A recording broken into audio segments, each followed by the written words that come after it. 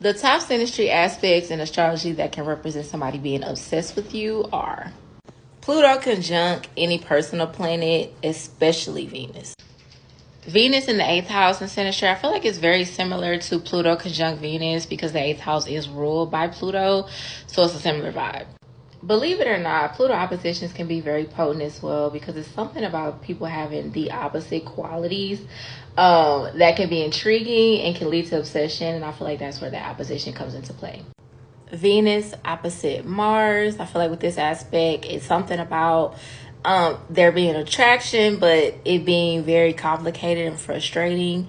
But you know, people like taking the hard way to do things, so I feel like this can lead to obsession as well. Venus or Mars conjunct or opposing Neptune can lead to obsession because there's always like a fantasy, dreamy quality. I feel like the opposition actually is not as long as the conjunction.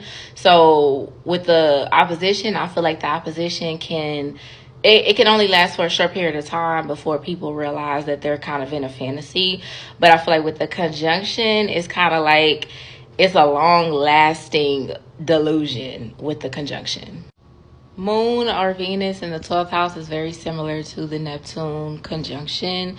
With Venus or the moon, it's kind of like you don't really know what's going on, but you kind of want to stick with it because you feel like it could be something, but you don't know if it's your feelings or it's their feelings, or there's confusion, there's some murky waters, and I feel like that's what keeps you like obsessed because you're trying to figure out exactly what's going on in the connection. And yeah.